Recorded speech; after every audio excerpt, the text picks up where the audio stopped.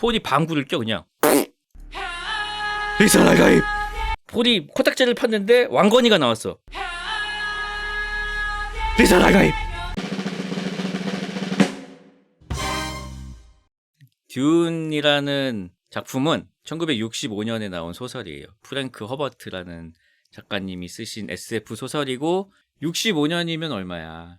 50년 된 거잖아요. 거의 고전이라고 할 수 있겠죠. 지금 저희가 할 얘기는 그 2021년 그리고 올해 개봉한 드니 벨리브 감독님의 듄을 이야기를 좀 해보려고 합니다. 드니 벨리브 감독님은 프랑스계 캐나다인이에요. 그래서 드니가 데니스야, 데니스 영어 이름으로. 굉장히 좋아하는 감독님이에요. 시카리오, 콘택트라고 테드 창 그분이 쓴 소설이 있어요. 그 당신 인생의 이야기라고. 그거랑 블레이드 러너 그것까지 연출을 하시고 어떻게 보면은 SF를 굉장히 많이 하셨죠. 그래서 이번에도 굉장히 기대를 하면서 봤던 영화들인데 뭐 이건 뭐 영상이나 음악이나 뭐 연기나 모든 게 진짜 너무 훌륭한 영화였다. 영화 보고 나서 예전에 침투부에서 집창맨님하고 이제 신나게 듄 이야기를 했었죠. 썸네일이 이제 하코넨으로 나왔는데 2는 그 하코넨 빠박이들이 더 많이 나와요. 빠박이 소굴이라고 하지 마세요. 하코넨이라는 이름이 있습니다. 이제 설명을 좀 드리면 이 세계관을 한 서기 3000년쯤 되니까 온 인류가 우주로 다 진출을 했어요. 그러면서 이제 문명이 여기저기 이제 발전을 하는 거죠. 우주의 제국들이 생기고 거의 뭐 10,000개의 문명들이 생깁니다. 그런 어떤 시대가 됐는데 문제가 뭐냐면은 우주 곳곳에 퍼져 있는 어떤 인류 문명들이 서로 이제 소통이 안 되는 거예요. 실시간 통신이 안 돼요. 너무 수광 년씩 걸리니까 이제 그냥 모르고 사는 거예요. 이제 같은 지구에 뿌리를 두고 있지만 서로 모르고 살고 있다가 이때 이제 어떤 홀츠만 박사님이라는 분이 자기 몸하고 이제 AI하고 막 기계랑 이렇게 연결을 해가지고 계속 우주를 떠돌면서 막 연구를 해요. 그런 분이 계셨어요. 아주 훌륭한 분이죠. 그래서 그런 분이 주기적으로 이제 인간들한테 돌아와서 자기가 그동안 개발한 기술들 이런 것들을 전수를 해주는 거예요. 근데 그 중에서 엄청 중요한 기술이 있었던 거예요. 그게 바로 뭐냐? 실시간 성간통신이었던 거예요. 마치 삼치에 나오는 지자처럼 거리에 상관이 없이 실시간으로 통신을 할 수 있게 만들어준 거예요. 우주 전역에 퍼져 있는 그 수만 개의 문명들에게. 홀츠만 박사는 좋은 뜻으로 그런 기술을 전수해 줬겠죠. 근데 어떻게 됐냐? 2500년 동안 전쟁이 벌어집니다. 그렇게 2500년의 전쟁이 벌어지고 결국 이제 황제가 통일을 해요. 그래가지고 이제 제국력이라는 게 생기고 제국력 만년이 이 시점이에요.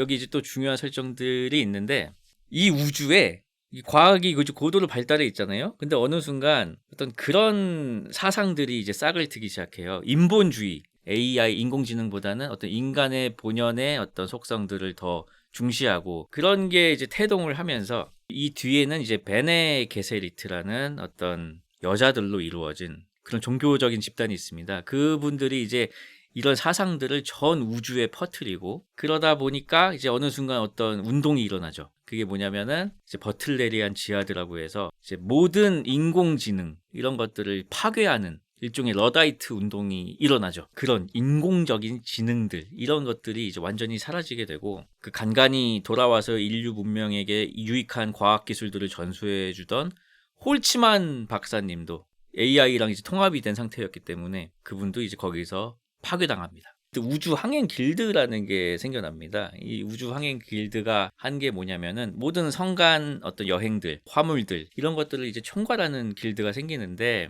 문제가 뭐냐면 컴퓨터가 없잖아요. 컴퓨터가 없는데 어쨌든 이제 초광속 워프를 해야 되잖아요. 사고가 날 확률이 너무 높은 거예요. 20%예요. 그 사고 확률이. 배 5척이 출발하면 한 대는 사라진다는 거예요. 그 항로를 이탈해가지고. 너무 크잖아요, 이거는. 근데 이제 컴퓨터가 없어. 그럼 어떻게? 인간을 컴퓨터로 만들어야겠다라는 이제 생각을 한 거죠. 그래서 인간한테 스파이스 멜란지라는 어떤 물질을 먹여서 이걸 먹으면 이제 수명도 늘어나고 예지력이 상승을 해요. 그래서 인간을 컴퓨터처럼 고도화 시켜가지고 배에다 다 태우는 거예요. 항해사를. 그럼 얘가 이제 항로를 똑바로 보고 이제 가는 거죠. 자, 수명도 늘어나 예지력도 상승해. 이 스파이스 멜란지라는 물질의 가격은 정말 상상을 초월할 정도로 비싼 아주 귀한 물질입니다. 그렇기 때문에 이 스파이스를 확보하는 게 우주항행 길드에서는 가장 중요한 일이고, 거기에 모토가 Spice Must Flow라고 해서 스파이스의 유통이 잘 되는 게 제일 중요한 일이에요. 근데 문제는 이 스파이스라는 물질이 전 우주에서 단 하나의 행성에서만 나온다는 거예요. 아라키스라는 사막 행성에서만 나와요. 근데 그 사막 행성의 별명이 듄이에요. 듄. 사전에서 찾아보면 모래 언덕이라는 뜻입니다. 그래서 제목이 듄이에요. 어떻게 보면은 전 세계에 유전이 하나만 있는 꼴인 거죠. 그래서 거기를 이제 얼마나 다들 차지하고 싶겠어요. 아무튼 그런 상황이에요. 이 아라키스는 80년 동안 저희 하코넨 가문이 다스리고 있었습니다. 저희가 이제 채굴을 하고 있었어요. 근데 저희 가문에 원수가 있어요. 아트레이데스라는 가문이 있습니다. 걔네들은 되게 좋은 데 살아요. 막 그 수풀도 많고 막 바다도 있고 지구랑 되게 비슷한 데서 살고, 저희 하코네는 이제 지하드 프라임인가? 하여튼 그지 같은 데서 살고 있거든요. 근데 이 아트레이데스가 요즘 좀 너무 크는 거예요. 황제께서 한번 이제 밟아줘야겠다라고 생각을 한 거죠. 그래서 저희 하코넨하고 이제 결탁을 해가지고 계략을 하나 꾸미는데요. 이 아트레이데스의 공작이 이제 레토라는 공작인데, 그 사람한테 채굴권을 넘겨줘요. 80년 동안 저희 하코넨이 하고 있었는데 아트레이데스한테 갑자기 이제 채굴권을 준 거예요. 듄 1은 그 아라키스를 다스리라는, 거기서 채굴을 하라는 황제의 명을 전달하는 사신을 접견하는 그 레토 공작의 이제 장면으로 시작이 되는데요. 그렇게 해서 레토 공작이 그걸 수락을 하고 아트레이데스 가문은 커맨드 센터를 띄워서 아라키스로 이주를 가게 됩니다. 근데 이제 이사 가기 전날 좀 이상한 일이 있었어요. 이 레토 공작의 아들이 있어요. 이 아들의 이름은 폴 아트레이데스라는 친구고, 이 친구가 이제 이 이야기의 주인공이죠. 그리고 그 엄마는 이제 레이디 제시카라고 해서 베네 게세리트의 멤버이자 레토 공작의 첩이에요. 공작의 정실 부인은 아니에요. 그 정실 부인 자리는 비워놨어요. 왜냐하면 정략적으로 뭐 결혼을 할 수도 있으니까. 아무튼 그 슬롯은 비워놓고 첩으로 그 레이디 제시카를 두고 있고, 그 첩의 아들인 폴 아트레이데스가 있습니다. 물론 아들로서 잘 해주고 아버지로서 잘 섬기고 아주 사이가 좋은 부자예요. 그 베네 게세리트라는 이 마녀단의 궁극적인 목적은 뭐냐면은, 여러 가지 좋은 유전자를 받아서 퀴사츠 헤더락이라고 불리우는 인류를 영원한 번영의 길로 이끌 어떤 지도자를 생산하는 거예요. 낳는 거예요. 아주 오랜 시간을 걸친 계획이고, 그래서 누가 누구를 낳고 다 정해져 있어요. 베네 게세리트는 자신의 능력으로 아들과 딸을 자기가 선택해서 낳을 수가 있거든요. 이 예지 능력 같은 거는 이제 여자한테만 발현이 되기 때문에 계속 이제 딸을 낳다가 베네 게세리트에서 정해준 어떤 타이밍, 그 타이밍에 딱 아들을 낳으면은 걔가 이제 퀴사츠 헤더락이 된다는 거예요. 근데 놀랍게도 이 레이디 제시카는 딸을 낳아야 할 차례였어요. 근데 그걸 거부하고 자기 마음대로 아들을 낳은 거죠. 그런 경우에는 시험을 받습니다. 이제 곰 잡아 시험이라고 해서 작은 상자 같은 데다가 이제 손을 집어넣게 하고 엄청난 고통이 이제 몰려오거든요. 신경을 조작해서 마치 손이 불타는 것 같은 이제 고통을 느끼게 하는 시험이에요. 근데 대부분 그 시험을 통과를 하지 못하고, 만약에 통과를 하지 못하게 되면 그 자리에서 그 베네 게세리트가 독침으로 찔러서 죽이는 그런 규율이 있습니다. 이 주인공 폴도 그 곰 잡아 시험을 받게 돼요. 이 베네 게세리트의 교모, 엄마의 스승님이 오셔가지고 오자마자 갈구죠. 아, 너 내가 딸 낳으라고 했는데 왜 아들 낳아가지고, 이제 어쨌든 시험을 받아야 된다 해가지고 이제 곰 잡아 시험을 받았는데 이걸 얘가 통과해버렸어? 그래가지고 교모님이 이 녀석 포텐이 있는걸? 하면서 이제 썩 마음에 들진 않지만 이제 물러가죠. 아라키스에 오기 전에 이제 그런 일이 있었던 거예요. 아라키스로 왔어요. 아라키스로 와서 이제 거기에 사는 원주민들하고 좀 어느 정도 좀 친해져야 될 거 아니에요. 근데 거기에 사는 사람들은 이제 프레멘이라는 종족인데 사막 인간들이에요. 그러니까 사막의 어떤 문화를 가지고 있고, 원작 작가님께서는 베두인족을 모티브로 만드셨다고 하더라고요. 그래서 얘네들은 어떤 문화가 있냐면 어떤 물에 대한 집착, 물에 대한 숭상, 이런 게 굉장히 강해요. 왜냐하면 너무 습도가 낮고 물이 귀하다 보니까 물을 정말 귀하게 여겨서 최고의 존중의 표현이 상대방 앞에서 침을 뱉는 거야. 내가 몸에 있는 물을 내줄 정도로 반갑습니다. 이 사람들 특징이 뭐냐면은 눈이 파래. 눈이 다 파란색이에요. 왜 그러냐면은 스파이스에 너무 오래 노출이 돼 있으면 그 부작용으로 눈이 파래져요. 이 스파이스라는 게 막 땅속에 막 깊이 묻혀 있거나 그런 게 아니에요. 그냥 모래에 섞여 있어요. 프레맨들은 그냥 항상 스파이스에 노출이 돼 있는 거예요. 그래서 눈이 다 파란 거죠. 그리고 또 얘네들의 특징이 이 옷을 보면은 이 코에 뭐가 이렇게 하나씩 꽂혀 있어요. 얘네들은 이 몸에 있는 모든 물기를 다 재활용하는 거예요. 그래서 숨 쉴 때 나오는 습기까지도 다시 집어넣어가지고 생존에 쓸 수 있도록 만든 그런 옷을 입고 있습니다. 어쨌든 이 폴 아트레이데스와 이제 레터 공작의 가족들이 딱 도착을 했는데 이 베네 게세리트가 아주 오래전부터 전 우주에다가 밑작업을 해놨다 그랬잖아요. 이 아라키스에도 당연히 해놨죠. 무슨 밑밥을 깔아놨냐면은 그 리산 알가입이라는 어떤 구원자가 올 것이다. 그 사람은 이제 다른 행성에서 오고 막 그런 뭐 예언서들 같은 거를 미리 만들어 놓은 거예요. 그래가지고 이제 폴이 여기 왔을 때 제가 리산 알가입이 아닌가 막 하는 그런 긴가민가한 막 술렁술렁 자와자와하게 돼요. 이제 그 프레맨들이. 이 아라키스에서 또 이제 중요한 설정이 뭐냐면은 스파이스는 어떻게 생성이 되냐 하면은 이 아라키스의 사막에는 엄청 커다란 모래벌레들이 기어다니고 있어요. 막 크기가 수백 미터야. 그래서 걔네들이 탈피를 하는데 탈피를 하면서 나오는 부산물이 스파이스예요. 그래서 얘네를 샤이훌루드라고 이제 원주민들은 부르고, 근데 얘네의 활동이 어쨌든 이 행성의 사막화를 가속시키기도 해. 근데 얘네를 잡을 수는 없어요. 왜냐면 얘네가 스파이스를 만드니까. 근데 이제 문제가 뭐냐면은 스파이스를 채굴할 때 커다란 채굴기를 써가지고 이제 모래를 빨아들여서 크릴새우 먹는 것처럼 신수염 고래가 그 스파이스만 걸러내고 모래는 다 이제 뒤로 빼는 그런 간단한 채굴 방식을 쓰는데, 이 모래벌레는 일정한 진동에 반응을 한단 말이에요. 그래서 쿵쿵쿵쿵쿵 그런 엔진 소리 같은 게 들리면은 막 몇 킬로가 떨어져 있던 막 달려오는 거예요, 먹으려고. 그래서 채굴을 하다가 그 모래벌레가 막 달려오는 게 보이면은 이 수송선이 와가지고 그 채굴기를 딱 들어주면서 이제 피하고, 그런 식으로 좀 힘들게 채굴을 합니다. 아무튼 그런 거 이제 채굴하는 것도 견학을 하고 뭐 그러고 있었어요, 아트레이데스가. 근데 그날 밤에 그 하코넨이 기습을 한 거예요. 어느 날 밤에 완전히 막 융단 폭격을 하고 그 사다우카라는 어떤 황제의 친위 부대가 있는데 그 친위 부대까지 대여를 해가지고 완전히 하루아침에 그냥 아트레이데스 가문을 몰살을 시켜버린 거예요. 근데 그게 가능했던 이유는 아트레이데스의 어떤 주치 유예 박사라는 분이 계신데 그분이 방어막을 다 내려버렸어. 왜냐면은 아내가 하코넨한테 이제 인질로 잡혀 있어가지고 어쩔 수가 없었어. 그래서 뭐 공작도 죽고 그냥 풍비박산이 난 거예요, 집안이. 그리고 이제 엄마 레이디 제시카하고 주인공 폴만 가까스로 탈출을 하게 됩니다. 이제 막 사막을 헤매다가 그 프레맨들을 만나게 되죠. 프레맨들과 이제 결투를 하게 되고 거기서 폴이 이기게 되고, 그렇게 하면서 이제 프레맨에 합류를 하면서 1편이 끝나요. 여기까지가 이제 1편의 내용이에요. 베네 게세리트의 아들이기 때문에 폴도 어느 정도 이런 영적인 능력이 포텐이 굉장히 강한 친구인데, 이 행성에서 이제 사막을 떠돌게 되면서 얘도 이제 스파이스를 자기도 모르게 흡입을 하게 되잖아요. 그러면서 자꾸 미래를 보게 되는 거예요. 막 환영 같은 게 막 보여요. 단편적인. 근데 그 미래가 자기 때문에 일어난 전쟁 이런 것도 보이고, 프레맨 옷을 입고 막 자기를 되게 막 치명적으로 쳐다보고 있는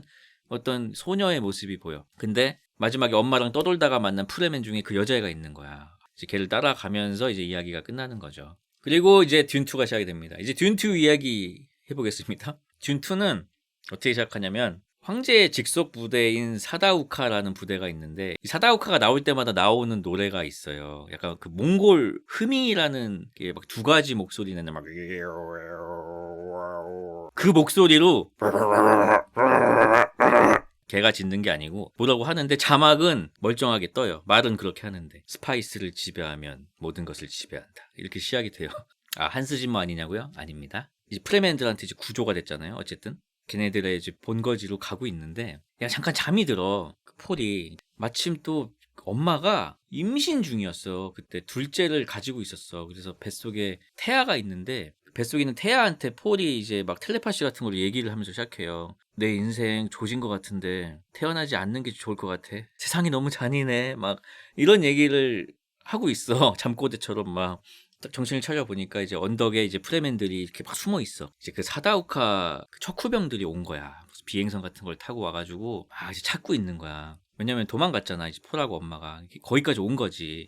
그 프레맨들이 아주 기지를 발휘해가지고 모래벌레를 유인을 해. 그 기계가 있어요. 모래벌레 유인하는 기계가 있는데 성인용품 그 텐가처럼 생겨가지고 계속 이렇게 막 피스톤 운동을 이렇게 해요. 그러고 있으면 이제 모래벌레가 일정한 소리네 하면서 막 달려오거든. 근데 그거를 이제 거기다 설치해놔가지고 모래벌레가 막 이제 오는 소리가 들리니까 이 사다오카들이 당황해가지고 이렇게 슉 점프를 해가지고 막 높은 곳으로 피했어요. 근데 이제 높은 곳으로 이제 피하는 그 사다오카를 이제 프레맨들이 다 저격을 해가지고 요격을 하죠. 프레맨이 이제 놀래요. 거기 족장이 있는데 나중에는 이제 폴의 사생팬이 되는 그 족장님이 계셔요. 스틸가라는 분인데 이 사다우카 추격자들이 여기까지 오는 건 굉장히 드문 일이라고. 그러니까 이제 폴이 이거 나 때문인 것 같다고. 내가 아트레이데스 가문의 어떤 장자이기 때문에 나를 쫓아온 것 같다고 하니까 이 스틸가가 그 너무 자의식과인 것 같다고. 나 때문인 것 같다고. 서로 자기 때문에 지금 척후병이 여기까지 온 것 같다고. 근데 이제 놀라운 게 뭐냐면 이제 갑자기 그 프레맨들이 사다우카 시신들을 다 한 곳에 모으더니 무슨 링겔 같은 걸 꽂아요. 그러니까 물이 쭉 뽑혀 나오는 거예요. 시신에서 육수를 뽑는 거예요. 그냥 몸에서. 이 프레맨의 문화가 뭐냐면 물을 정말 아낀다 그랬잖아요. 그래서 상대를 죽여도 거기서 물을 뽑고 동료가 죽어도 물을 뽑고 하여튼 뭐가 죽으면 일단 물부터 뽑습니다. 거기서. 근데 이제 사다오카 애들은 너무 화학물질을 많이 먹어서 식수로는 못 쓰고 냉각수로는 그래도 쓸 수 있으니까 아무튼 뽑는데, 근데 그 뽑는 게 되게 막 소리나 이런 게 징그럽잖아요. 삼체 탈수하는 것처럼 막 얘가 쪼글쪼글해지거든요. 그걸 보더니 이제 엄마가 레이디 제시카가 이제 쏠려가지고 뭐 이러니까 그 스틸가가 토하지 말라고. 토도 액체잖아요. 토할 거면 놔줘야 진짜. 그렇게 다 뽑은 다음에 이제 시체를 어떻게 처리하냐. 그 시체 더미에다 또 텐가를 놔. 쿵짝쿵짝 하잖아? 그러면은 이제 모래벌레가 와서 그 텐가하고 그 시체 더미까지 다 먹고 들어가는 거야. 그런 식으로 이제 증거인멸을 항상 하는 거예요, 걔네들은. 그래서 이제 이 프레맨들은 어쨌든 이제 본거지로 돌아왔어요. 어떤 곳이냐면은 약간 협곡 같은데 숨겨져 있는 동굴 도시예요. 타브르 시에치라는 곳인데 약간 이집트 양식도 좀 있고, 그냥 온 게 아니고 얘네가 시신을 하나 들고 왔지. 그 시신은 뭐냐면은 1편 마지막에 폴하고 대결해서 죽은 그 동료의 시신인 거야. 자미스라는 친구인데 대결을 할 수밖에 없었어. 이 프레맨의 문화가 또 대결을 해야만 이긴 사람 말을 또 듣는 문화가 있어가지고 어쩔 수 없이 대결을 했고, 그때 폴이 이겼기 때문에 그 자미스의 시신까지 이제 같이 도시에 들어오게 됐는데, 그랬더니 이제 뭐 자미스의 유족들이 막 굉장히 또 이제 막 오열을 하고 또 두 갈래로 이제 나눠진 거예요. 저 첩자다, 저 마녀다, 죽여야 된다, 막 이런 파가 있고, 어떤 사람들은 리사 날가입 하면서 이제 드디어 이제 우리 구원자가 왔다고. 이게 여론이 두 갈래로 이제 갈라져 있어. 장로회에서 이제 회의를 하는데 거기도 이제 두 가지 의견이야. 당장 사막으로 내보내라. 근데 얘를 여기까지 데려온 이제 그 스틸가라는 그 족장은 내가 징후를 봤다. 이 리산 알가입 같다, 아무리 봐도. 그래서 여론이 완전 이제 거짓 예언자다. 그리고 메시아다. 이때 이제 폴이 생각을 합니다. 이런 갈라진 여론을 보면서 이 사람들을 전부 내 편으로 만들어야지 이 황제를 잡을 수 있겠구나 라는 생각을 해요. 근데 이 사람들이, 이 프레맨들이 폴 엄마 레이디 제시카를 어딘가로 불러요. 그래서 불러서 갔더니 폴한테 죽은 자미스의 장례식이야. 근데 장례식이 어떤 식이냐면은 일단 뽑아요. 물을 뽑아내는데 뽑은 물을 굉장히 소중히 지하에 있는 저수지에다가 이렇게 쪼르륵 따라요. 지하에 엄청 큰 호수가 있는 거야. 근데 그 물은 절대로 안 마신대. 그런 지하 어떤 저수지가 아라키스 곳곳에 있는데 이 물은 무슨 물이냐면은 리산 알가입이 강림을 해서 이 아라키스를 녹색의 낙원으로 바꿀 때 써야 되는 물이라는 거야. 라면 끓일 때 안 씁니다. 근데 이제 프레맨족에도 이제 어떤 데모가 있어요. 이제 막 예언을 하고 뭐 이제 그러는 신당 같은데 어떤 큰 엄마 같은 이제 존재가 있는데 그분이 이제 죽어가고 있어. 그렇기 때문에 이제 데모의 자리를 대신 맡아달라. 근데 그거 안 한다. 이제 승낙을 안 하면 근데 이제 죽어야 되는 그런 또 상황이에요. 그냥 뭐 선택지가 없는 거예요. 근데 또 이제 데모의 기억을 물려받아. 이거는 약간 그 달라이라마 같아요. 얘도 약간 시험 같은 걸 치러야 돼요. 이제 모래벌레의 유충에서 나온 독액이 있어요. 스파이스가 약간 변형된 물질인데 독성을 띠고 있어요. 이건 파란색인데 이거를 마시면은 보통 이제 죽음에 이르게 되는데 이걸 또 이겨내면은 거의 뭐 엄청난 예지력 상승이 또 이제 되는 거지. 근데 이제 엄마는 베네 게세리트 출신이어가지고 이런 거에 대한 훈련이 돼 있단 말이에요. 하여튼 독을 먹어도 살아날 수 있는 그런 훈련이 돼 있어. 그래서 이 독을 먹고 이제 살아나죠. 근데 놀랍게도 이 예언서에 써 있었던 거야. 리산 알가입 엄마가 독 먹고 살아나서 데모된다고. 그러니까 살아나자마자 또 그 스틸가라는 친구가 예언대로 됐잖아 하면서 이제 조금씩 이제 확신으로 이제 옮겨가는 거지. 이제 프레멘 지도자를 이제 마디라고 하는데, 마디는 프레멘이어야 된다. 저렇게 바깥에서 온 사람이 하면 안 된다. 또 막 이런 여론이 있어. 그러니까 폴이 그런 것들을 이제 보면서 이거는 뭐 예언 때문에 된 게 아니고 우리 엄마는 훈련된 사람이어서 그렇고 난 마디도 아니고 그냥 당신들의 어떤 삶의 방식을 배우고 싶습니다 하면서 굉장한 어떤 리스펙트를 보입니다. 겸손을 보여요. 근데 마디는 자기를 마디라고 하지 않는다라고 예언서에 써 있었던 거야. 니사 나이가 또 이제 나 아니라니까 했는데 이제 그게 더 믿음이 강해지는 역효과가 납니다. 이분이 어떤 식이냐면 이 스틸가가 어떤 이런 징후를 보일 때마다 얘가 리산 알가입이라는 확신을 하게 되면서 약간 웃음 포인트도 나는 조금 있다고 생각하는데, 얘가 뭔 각성을 한다거나 폴이 뭔가 새로운 능력을 보여준다거나 할 때마다 그 음악이 나와. 리산 알가입! 폴이 방구를 껴 그냥. 리산 알가입! 폴이 코딱지를 폈는데 왕건이가 나왔어. 리산 알가입! 뭐만 해도 이미 정해졌어. 얘는 리산 알가입인 거야. 그 사람의 세계관에서는. 프레멘의 일원이 되기 위해서는 여러 가지 이제 또 시험을 치러야 되잖아요. 그래서 이제 사막에서 이제 좀 테스트를 받습니다. 자, 첫 번째 시험 들어갑니다. 사막과 하나되기, 최소한의 식량과 텐트만 가지고 저 멀리 있는 모래 언덕까지 다녀오는 게 시험이에요. 밤에만 움직여야 되고 또 막 전갈이나 이런 위험한 생물들도 많고 해서 만만한 시험은 아닌 것 같아요. 폴이 이제 짐을 꾸려서 딱 떠나. 근데 걔를 지켜보는 이제 프레멘은 두 가지 의견이 또 있어. 오늘 못 넘기고 뒤질 것이다 라는 파가 있고, 그는 사막의 방식을 알 것이다 라는 파가 있어요. 근데 이제 사막에서는 일정한 보폭으로 걸으면은 일정한 진동 때문에 또 모래벌레가 쫓아오거든요. 그래서 사막에서 걷는 그런 모래 걸음이라는 특이한 보법이 있어요. 그걸 하면서 이제 폴이 막 걷고 있는데 그 차니가 쓱 따라오더니 그렇게 걷는 거 아닌데 가르쳐 줄 수도 있고, 약간 뭐 이런 느낌으로 뭐 괜히 이렇게 막 가르쳐 줘 막 그리고 뭐 이렇게 뭐 바람 덫이라고 해서 뭐 사막에서 쓰는 장비 같은 거 이렇게 쓰는 거를 괜히 막 가르쳐 줘. 그리고 이제 게릴라 전에도 참여를 하게 돼요. 그래서 게릴라전도 잘 수행을 해가지고 하코넨이 채굴하고 있는 그 채굴기, 뭐 호위 전투기 같은 게 잠자리 같이 생긴 그런 헬리콥터가 있거든. 그런 것도 막 파괴를 하는 걸 성공을 해. 그랬더니 이제 점점 여론이, 특히 스틸가는 이제 또 야, 싸우는 거 봤지? 리산 알가입 맞대니까 막 이러는 거야. 그래서 이제 인정을 받는 거지. 점점 프레멘 안에서 이게 활약을 막 하니까 어느 날 이런 얘기를 하는 거야. 폴이 사람들 다 모인 자리에서 당신들은 하코넨하고 수십 년 동안 싸워왔죠? 우리 아트레이데스 가문은 수백 년 동안 싸워왔습니다. 당신들은 사막을 잘 알고 나는 하코넨을 잘 알죠? 같이 싸웁시다. 딱 이러는 거예요. 그러니까 누군가가 이제 그러면 너 죽을 수도 있다고 하는 거예요. 그러니까 폴이 되게 멋있는 말을 해요. 내가 죽어도 다른 이들이 뜻을 이어받아서 계속 앞으로 나아갈 것입니다. 이 아라키스가 해방될 때까지. 여기서 또 이제 스틸가가 눈이 하트가 되면서 이제 리산 알가입! 그래서 이름을 줘야겠다고, 이제 이름을 줘야겠대. 일단 우슬이라는 이름을 줘요. 이게 기둥의 뿌리라는 뜻이야. 이제 우슬이라는 이름을 일단 하나 주고, 전투할 때 또 쓰는 랩네임 같은 게 또 있는데 그건 자기가 정할 수가 있나 봐. 그래서 그걸 하나 정해라 했더니, 그거 뭐죠? 사막쥐가 있던데요. 사막에 있는 여기 쥐가 있는데 걔는 귀에서 송글송글 이렇게 땀 같은 게 맺히는데 스스로 물을 만들어내는 능력이 있어요. 사람들이 막 웃어. 무슨 사막쥐를 닉네임으로 하냐고. 그 이름이 이제 프레멘 말로는 무아띠비야. 무아띠. 그 스틸가가 웃지 말라고. 이 사막쥐는 스스로 물을 만들고 또 북두칠성을 찾는 그런 별자리의 이름이라고.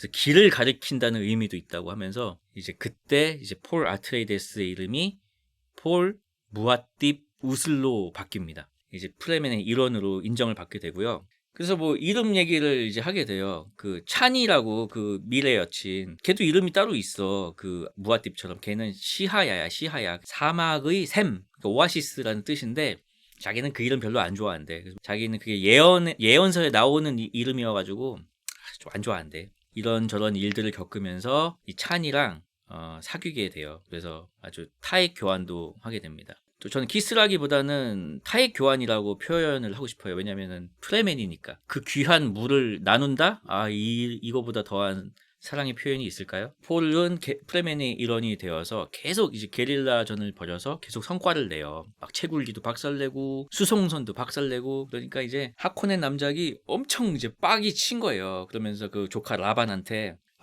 빨리 뭐 하는 거냐고, 빨리 프레맨들 쓸어버리라고 이제 하는 거지. 근데 어느 날 이제 마지막 시험을 또 치르게 됩니다. 이 폴은 진정한 프레맨이 되려면은 이 모래벌레를 한번 타야 돼. 이 모래벌레가 이제 탁 올 때 그 갈고리 같은 걸 걸어가지고 수상스키처럼, 그냥 사상스키라고 해야겠네요. 탈 수가 있어요. 그걸 해야지 이제 진정한 프레맨이 되는 거야. 그래서 또 이제 폴이, 무아팁이라고 할게요. 무아팁이 이제 또 텐가를 설치를 합니다. 그래서 쿵쿵하니까 이제 또 오지.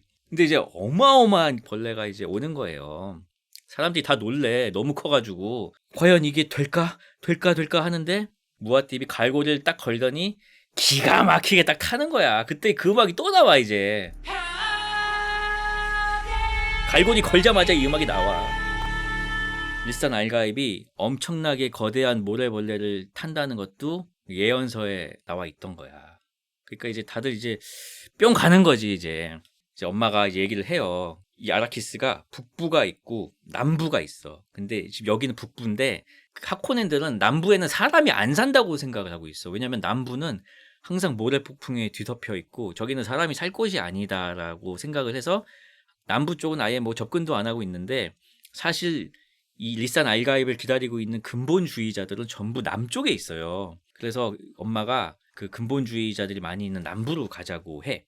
이쯤에서 이제 그 찬이하고는 완전히 이제 연인이 되고, 얘는 이 연인이 돼서 그런지는 모르겠는데 걱정을 해요. 그러니까 사람들이 이 무아팁을 막 숭배를 너무 하는 거를 좀 걱정해.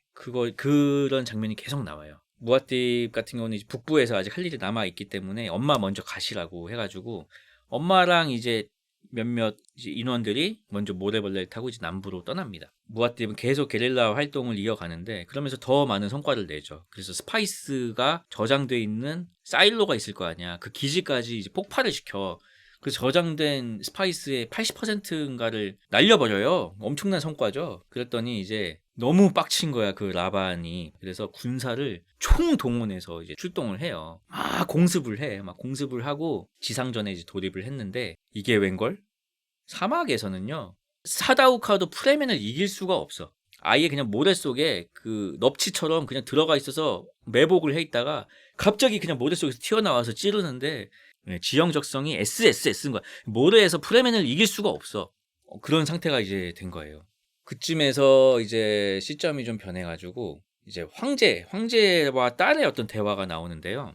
이 황제가 딸한테 묻습니다. 네가 만약에 황제가 된다면 무아팁을 어떻게 할 것이냐, 이걸 물어봐요. 근데 그 딸이 되게 현명해. 억압하면 할수록 종교라는 건 더 커진다. 황제가 그러면은 뭐 죽일까? 그랬더니 죽음은 예언자를 더 강하게 만든다. 그러면 어떻게 하자는 거냐? 너라면 어떻게 할 거냐? 그러면은 차라리 갈등을 더 일으켜서 전쟁을 일으키고 이 황제가 그 전쟁에 어떤 평화를 주는 그런 구세주가 되는 게 베스트다. 딱 이러는 거예요. 그래서 역시 너는 내 딸이라고 하면서, 베네 게세리트 교모도 그 와 있었거든요. 거기에 그 딸의 어떤 스승이에요. 이제 황녀가 묻는 거예요. 그 무아팁 그 사실 폴 아니냐고 이제 물어보는 거예요. 그러니까 교모가 조용히 하라고. 폴이 살아있는 걸 황제가 알게 되면은 그 황제가 배후인 게 들통이 나서 그 황위를 잃게 될 거라고. 그러면서 자기는 이제 새로운 휘사치 헤더락을 찾아야겠다고 또 그런 말을 합니다. 근데 그 후보가 누구냐면은 이제 좋은 유전자에서 어쨌든 발현이 될 거 아니야. 그래서 이렇게 여러 가문이 있어요. 우주에. 항상 이런 가문의 어떤 공작이나 이런 피를, 로열 블러드를 항상 받으려고 해요. 이 베네 게세리트는. 그래서 두 번째 후보로 점 찍은 게 누구냐면은 그 하코넨의 그 라반 말고 다른 조카가, 막내 조카가 또 하나가 있어. 걔는 이제 페이드 로타라는 애인데, 이제 오른쪽에 있는 이 형님인데, 김을 먹었나? 뭐 김을 드신 것 같은데, 아무튼 여기서는 굉장히 이제 해맑게 웃고 계신데 사이코패스야. 진짜 너무 잔인해. 막 사람 죽여다가 막 자기 시녀들한테 먹이고 막 이런 사람이에요. 미친놈이야. 근데 이 베네 게세리트에서 얘가 지금 퀴사츠 헤더락이 될 수 있는 자격이 있는지 이제 또 한 명을 파견을 했어요. 어떤 그 마녀 중에 한 명을 또 파견을 했어. 어디에 파견을 했냐면은 마침 이 로타라는 미친놈의 생일이에요. 근데 생일 잔치를 어디서 하냐? 콜로세움에서 해. 엄청 많은 사람들이 모인 투기장 같은 데예요. 자기 생일인데 생일 선물로 이제 3대1 전투를 하는 거야. 3대1 칼싸움. 그 3명은 누구냐면은 아트레이데스의 마지막 생존자 3명이야. 당연히 3대1로 하면은 좀 불리할 수도 있잖아요. 그래서 2명은 약 같은 거를 주사를 해가지고 어지럽게 만들어놨어요. 비틀비틀되게. 제 힘을 못 쓰게 만들어놨어. 근데 한 명한테는 그 약을 안 줬네? 근데 그 약을 안 준 한 명이 누구냐면은 그 스트리머 김도 님이에요. 진짜 똑같이 생겼어. 나 김도 님이 거기 왜 나오지? 라고 생각을 했는데 3대1 전투가 시작이 돼. 당연히 약 먹은 애들은 막 비틀비틀 되니까 로타가 너무 쉽게 죽여요. 그리고 이제 김도 님하고 로타가 이제 1대1로 붙어. 근데 아니 얘가 약을 안 먹었네. 싸우다 보니까 싸우면 느껴지잖아. 하지만 당황하지 않고 오히려 자기 전투복에 방어막도 끄고 오히려 좀 남자답게 붙어가지고 김도님을 이제 죽입니다. 강한 인상을 남기죠. 거기서 하코넨 남작도 그 경기를 보고 있었거든요. 그 경기 후에 이제 어떻게 됐냐면은 그 아라키스의 그 책임자를 라반 바티스타를 자르고 이 로타로 딱 교체를 해요. 그러면서 이제 약속을 합니다. 네가 아라키스를 장악하면 내가 황제를 시켜주겠다. 그래서 아니 그러면 지금 황제는 어떻게 할 거냐고 물어보니까 자기한테 군대 빌려준 거를 폭로해가지고 다른 대가문들한테 폭로해서 탄핵을 시켜버릴 거라고 그러는 거예요. 그렇게 그래요? 그럼 나 황제 시켜준다고 하면서 이제 로타가 이제 라반을 제끼고 이제 그 아라키스를 지배하게 되는데 그 로타한테 이제 베네 게세리트의 멤버 레이디 펜링이라는 여자가 접근을 하는데 곰 잡아 시험을 해봅니다. 근데 이 미친놈인데 얘가 곰 잡아 여기 손 넣으라고 하면은 할 리가 없잖아요. 근데 베네 게세리트는 특별한 능력이 있어. 보이스라고 해가지고 그냥 내 명령을 따르게 하는 그냥 능력이 있어요. 그래서 그거를 했는데 아니 얘가 그냥 그걸 통과를 해버렸어. 통과만 했나? 그날 밤 로타의 아이도 잉태를 해서 돌아오게 됩니다. 그래서 베네 게세리트가 내린 결론은 사이코패스긴 한데 우리 베네 게세리트가 통제를 할 수 있는 인물이다. 어쨌든 얘를 또 퀴사츠 헤더라 후보에 올려. 아라키스에서는 통치자 임명식이 이제 진행이 됩니다. 무능한 라반이 이제 내려오게 되고 페이드 로타를 아라키스의 총독이 되는 거죠. 그 임명하면서 막 군대가 막 퍼레이드도 막 해. 아무튼 그러던 와중에 프레맨들은 오늘도 또 수학기를 하나를 습격을 했어요. 습격을 딱 해가서 다 이제 죽이려고 하는데 하코넨의 수학기가 아니야. 알고 보니까 레토 공작의 알량과 문추 중에 한 명이었던, 그리고 폴을 이 무아띠베의 검투 스승이었던 거니 할렉이 밀수업자가 돼가지고 그 밀수업자를 하면서 하코넨한테 복수를 이제 계획을 막 하면서 약간 숨어 있던 거지. 근데 그렇게 이제 우연히 다시 재회를 하게 돼요. 거니가 프레맨들을 딱 보면서 아니 이렇게 질 좋은 병사들 수천 명만 있으면은 이 행성 접수가 충분히 가능한데 지금 뭐 하고 있는 거냐고. 그러니까 폴이 난 숭배받는 게 두려워. 나 너무 좋아하지 마세요. 친구였던 사람들이 지금은 내 추종자가 됐어. 막 이러는 거예요. 수십억 명이 자기의 이름 때문에 우주에서 죽는 그런 미래를 자꾸 본다고. 뭐 안 할 거라고 나는 뭐 하게 하지 말라고 막 이러는 거예요. 그러니까 건이가 그래? 군대가 싫다면 우리 화력을 쓰자. 이게 무슨 말이냐 했더니 모든 우주의 대가문들은 핵무기 저장고를 하나씩 갖고 있대. 폴도 몰랐어. 아트레이데스가 일로 올 때 핵무기도 가져와서 아라키스 어딘가에 짱박아 놓은 거예요. 어디 있는지 알고 있대. 그래서 건이가 걔를 이제 핵무기 저장고로 데려가요. 그랬더니 절벽에 무기고가 있는데 핵탄두가 90개가 넘게 있는 거예요. 근데 그때 이제 로타가 자기가 집권을 했잖아요. 근데 독재 정권에서 집권하면은 뭔가는 보여줘야 되잖아. 그 타브르시에치라고 그 프레멘들이 사는 협곡 도시 거기 전체를 완전히 그냥 융단 폭격을 해버리는 거야. 그냥 산 속에 있어? 산을 무너뜨리면 되지 뭐 하면서 아예 그냥 완전 계속 폭탄을 쏟아 부은 거예요. 그래서 거기가 이제 초토화가 돼. 거기는 이제 북부의 큰 도시잖아요. 이제 남부에서 전시의회가 이제 소집이 됩니다. 프레멘들의. 이제 건이가 말을 해요. 지금 하코네는 보급을 하러 간 거고 다시 또 온다. 그런 상황인데 이제 스틸가가 부상을 입어서 되게 거동이 힘든 상황인데 스틸가 아시죠? 그 리산 알가입의 광팬. 지금이야말로 이제 리산 알가입이 이끌어야 할 때다라면서 지도자 자리를 막 넘겨주려고 하는 거야. 근데 이제 무아팁은 남부로 가기가 계속 망설여지는 거지. 그런 상황에서도. 왜냐면은 남부는 근본주의자들의 천국이기 때문에 내가 가는 순간 그 꿈이 이제 현실이 될 가능성이 너무 높아지는 거야. 근데 그때 어떤 또 환영이 보이고 막 환청이 들려옵니다. 그 누구의 환영이냐면은 그 프레멘 처음에 들어올 때 그 죽인 그 프레멘 그 친구의 목소리가 막 들려오는데 너는 어머니가 마셨던 생명의 물 그걸 너도 마시고 너의 정신을 개방해서 먼 미래를 딱 정확히 볼 수 있는 그런 존재가 돼야 된다는 그런 말이 또 막 들려와요. 내면에서. 그래서 결국 남부로 이제 떠나게 되죠. 이것도 엄청 장관인데 아이맥스로 보면은 6, 7마리의 모래벌레를 타고 다 이동을 하는 거예요. 그 걔네들이 막 일렬로 이렇게 나란히 막 가. 그 남부에 도착을 해서 어떤 사원 같은 데서 결국은 그 엄마가 마셨던 생명의 물을 마십니다. 얘가 그걸 먹고 거의 죽어요. 딸피가 되는데 예언서에 뭐라고 써있냐면은 사막의 샘이 눈물 흘릴 때 그는 죽음에서 돌아온다라고 써있는 거야. 근데 남자친구가 이제 죽어 있으니까 얘는 진짜 슬퍼가지고 막 우는 거예요. 근데 얘 이름이 사막의 샘이잖아. 그래서 얘가 막 울면서 그 생명의 물을 얘 입술에 싹 적셔주니까 얘가 딱 이제 눈을 탁 뜨고 살아난 거예요. 부활을 한 거예요. 그랬더니 이제 다들 리선할가입 하면서 또 이제 절을 하는 거지.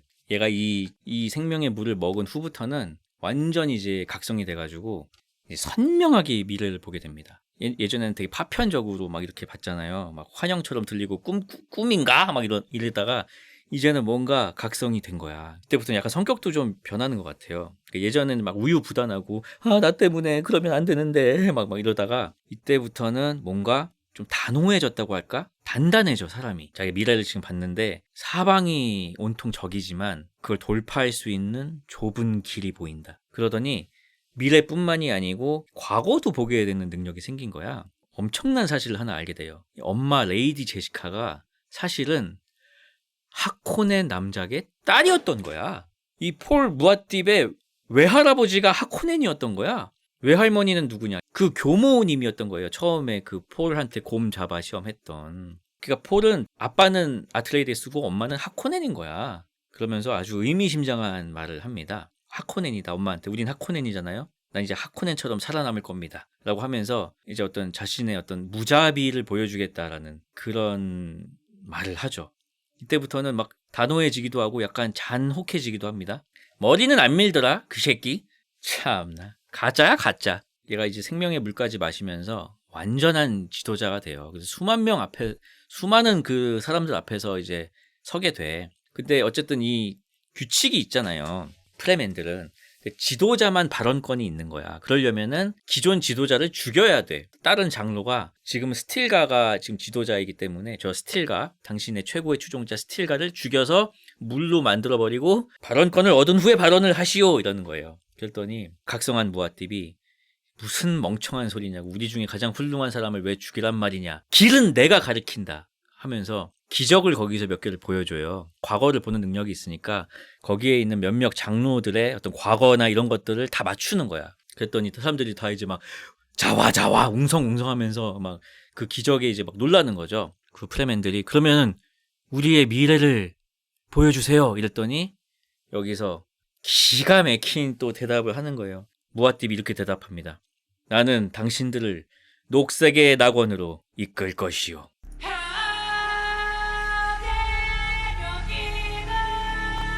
리산 알가입 하면서 다들 지리는 거야. 아니 물을 아끼니까 지리진 않았겠지만 다들 이제 거기서 이제 뻑이 간 거야 진짜. 거기서 유일하게 혼자 안 웃는 친구 있죠? 찬이 그 여자친구만 이건 아닌데 하면서 이제 굉장히 또 걱정하고 있어요. 그러면서 이 폴이 황제한테 서한을 보내요. 자신의 건재함을 알립니다. 더 이상 숨어있지 않고 나 폴이고 있다고 아예 그냥 황제한테 편지를 보내. 그래서 이제 아라키스의 황제가 직접 자신의 군대를 이끌고 직접 이제 오는 거죠. 그래서 이제 오자마자 황제가 이 산박이들을 이제 갈궈요. 이 산박이들을 이제 오자마자 갈굽니다. 지금 뭐 하는 거냐고. 무아띠브 아직도 못 찾고 지금 뭐 하는 거냐고 이제 막 갈궈요. 왜 혼자만 빠지냐고요? 나는 아니야. 이 무아띠브는 뭘 하냐? 이제 황제와의 한타를 준비합니다. 그날이 이것도 아마 예언서에 써 있었을 거야. 엄청난 모래 폭풍이 불어오는 날인 거야. 모래 폭풍이 많이 불어오면은 이 방어막이 벗겨져. 바람 많이 불면은 가발이 날아가는 것처럼 모래 폭풍이 많이 오면은 보호막도 벗겨질 정도야. 이 아라키스라는 행성은. 이게 예고편에서 나왔던 이제 명장면이 딱 나와요. 딱 언덕 위에서 밑에는 이제 수만 명의 프레맨들이 딱 대기를 하고 있어. 폴 무아띠비 딱 언덕 위에 서가지고 칼을 이렇게 딱 잡으면서 공격 신호를 보냅니다. 또 그 음악이 안 나올 수가 없죠.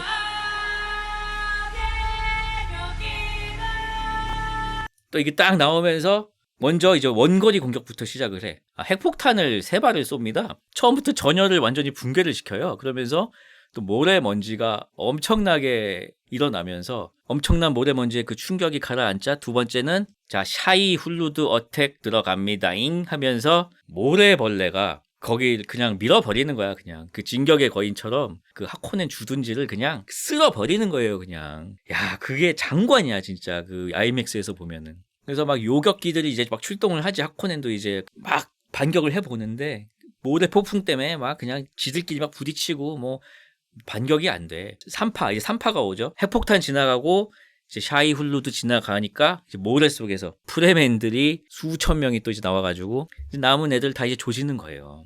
완전한 승리야. 완전한 승리. 그래서 이제 황제는 탈출도 못하고 그 제일 안쪽에 있는 방에서 황제 그 취니 경호대 사다우카랑 발발발 떨면서 이제 있는 거야. 문 바깥쪽에서는 막 폭발음이 들리고 막 전투를 하는 소리가 계속 들리는 거지. 그 안에는 이제 누가 있냐? 황제랑 황제 딸 그리고 하코넨 그 산박이 이제 경호대 이렇게 있는 거야. 이제 문이 뻥 하고 이제 딱 열리더니 폴 무아띠비 정말 그 딱 사막스러운 이 복면을 딱 쓰고 이 파란 눈을 번뜩이면서 단신으로 그냥 들어와요. 단신으로 딱 들어와. 다들 이제 당황해가지고 이제 막 황제랑 이제 경호대들 이제 칼 꺼내가지고 막 이러고 있지. 막 이제 황제 쪽은 쳐다도 안 봐. 그냥 황제랑 그 경호대를 쌩 까고 쓱 지나가더니 바로 그 블라디미르 하코넨 남작을 그냥 쑤셔서 바로 죽여. 그냥 거기에다가 티베깅을 또 할아버지 짐승처럼 죽네요 이러는 거야. 진짜 거의 K-셉이야. AK-47 맞고 사망한 외할아버지야 진짜. 그 와중에 그 라반 있잖아요. 바티스타는 또 탈출을 막 하려고 하는데 거니 할렉한테 걸려버려. 그래가지고 거니가 또 이제 라반은 처치를 하고 그 찬이 여자친구가 이제 너무나 이제 이질적인 존재가 돼버렸잖아요. 남자친구가 모습이나 하는 행동이 완전 변해버렸잖아. 그랬더니 또 얘가 스윗하게 무아띠비 찬이한테 내가 살아 숨쉬는 한은 영원히 널 사랑할 거라고 또 그런 얘기를 해주는 거예요. 이제 황제가 이제 당황했잖아. 어쨌든 지금 눈앞에서 하코넨 남작을 죽이고 이제 자기랑 이제 대치하고 있는 상황이잖아요. 다른 대가문들의 함대가 지금 이제 아라키스를 포위하고 있다고. 네가 지금 이러는 거를 다른 가문들이 용납할 것 같으냐? 황제가 이제 협박을 하는 거지. 아예 지지 않고 대꾸합니다. 대가문들이 왜 너의 편이라고 생각해? 내 얘기를 더 궁금해하지 않을까? 이러는 거예요. 그러면서 지금 이 아라키스 주위에 있는 대가문에게 통신을 보내라고 합니다. 폴 무아띠비. 더 가까이 오면 핵폭탄으로 이 아라키스의 모든 스파이스 밭을 날려버리겠다라고 전해라. 딱 이러는 거예요. 근데 얘가 이제 그때부터 하는 명령들이 너무 박력이 있어가지고 여기서 좀 멋있어. 솔직히. 왜냐면 그 전까지는 되게 병약하다가 이때부터는 분위기가 완전히 바뀌어가지고 황제 딸이 이 황녀도 있잖아요. 이 황제의 딸을 아내로 맞이해서 전 우주를 다스리겠다라고 선포를 하는 거예요. 거기 있는 사람들 다 놀래지만 그 여자친구가 제일 이제 방금 영원히 널 사랑한다고 해놓고 이건 또 무슨 소리야. 엄청 상처를 또 이제 거기서 받는 거지. 폴은 찬이를 정말 진심으로 사랑하지만 정략적으로 아빠가 그 자기 부인 자리를 남겨놓은 것처럼 정략적으로 이 여자랑 결혼하겠다라고 이제 선언을 한 거겠죠. 근데 어쨌든 찬이한테는 당연히 자기랑 이제 결혼할 줄 알았는데 그게 너무 충격일 수 있지. 아무튼 이제 황제를 이제 대체를 하게 되는 거니까 규칙은 규칙이야. 결투를 해야 돼. 황제랑 직접 결투를 하든지 아니면 황제가 선택한 대리자와 결투를 하든지 해야 되는 상황이에요. 황제가 대리자로 바로 그 자리에 있던 하코넨의 막내 조카 로타를 자신의 대리자로 선택을 합니다. 그래서 본인의 칼을 줘. 그래가지고 이제 폴 무아팁과 로타의 1대1 이제 칼싸움이 벌어집니다. 굉장히 이제 막 호각으로 싸우다가 폴이 푹 찔려가지고 뭐야, 사람들이 다 이제 엄청 당황해야 합니다. 뭐 스틸가는 말할 것도 없고 차니도 그렇고, 아니 이거 예언이 사실 틀린 거 아니야? 여기서 죽는 거 아니야? 이럴 정도로 굉장히 크게 한번 찔려요. 근데 뭐 어떻게 하다가 결국은 이제 폴 무아팁이 이기게 되죠. 이기자마자 이제 또 다들 무릎 꿇으면서 리산 알가입! 황녀가 애원을 하는 거예요. 우리 아버지를 살려주시면은 아내가 되어서 참 열심히 살아보겠습니다. 그러더니 이제 무아팁이 황제한테 꿇으라고 해요. 꿇어. 그 다음에 손을 이렇게 쓱 내밀어 뽀뽀하라고, 자기 손에. 그 부분이 약간 그 혹성 탈출의 그 시저 같았어요. 그래서 황제가 정말 굴욕적인 모습으로 그 폴 무아팁의 손에 입을 맞춥니다. 그 순간, 그 입을 맞추는 순간 또 모든 사람들이 또 이제 한 번 더 꿇고 일산 알가입을 외치면서 차니가 이제 울면서 뛰어나가 끼앙 하면서, 그때 이제 통신을 보냈잖아요. 이 대가문한테 이제 답장이 왔대. 폴의 즉위를 인정하지 않는다는 답이 왔습니다. 어떻게 답장을 할까요? 했더니 여기서 나 좀 지려버렸는데 뭐라고 답장을 할까요? 라고 했더니 낙원으로 보내줘라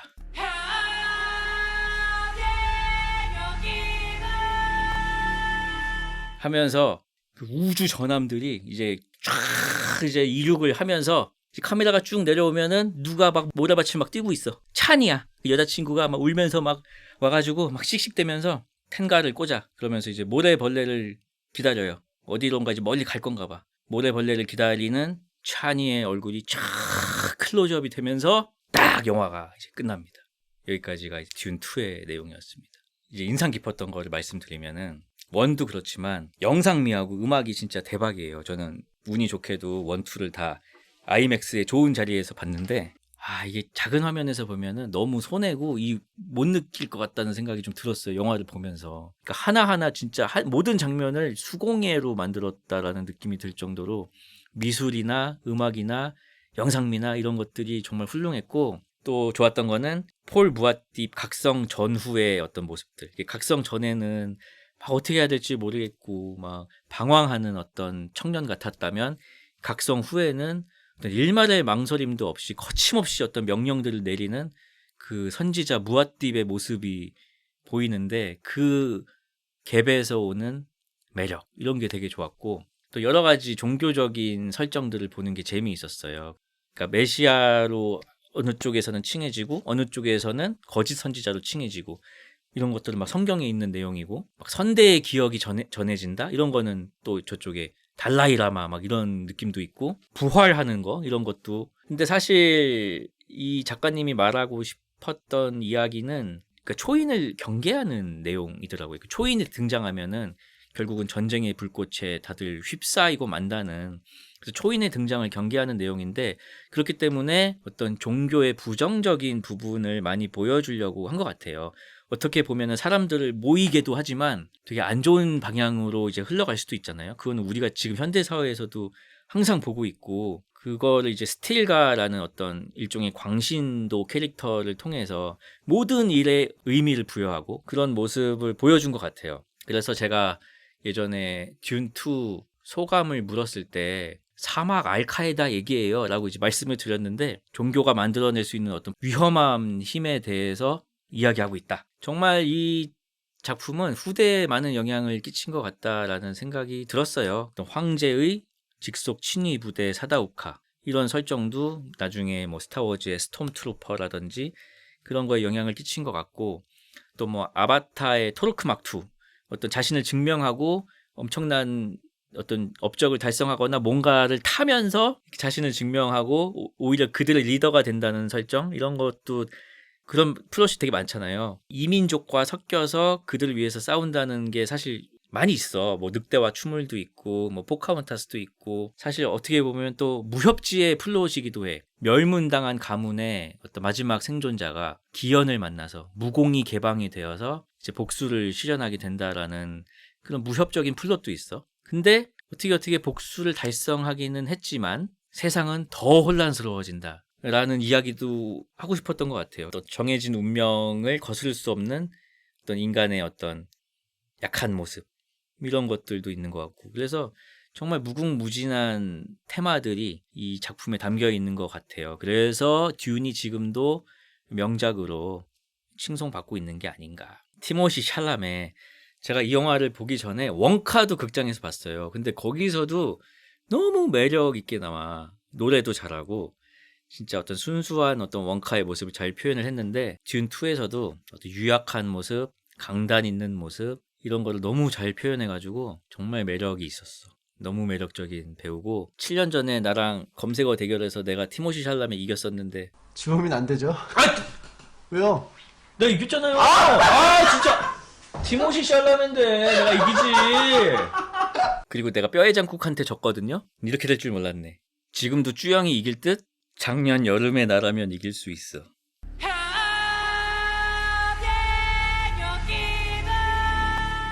아무튼 좋은 영화였다.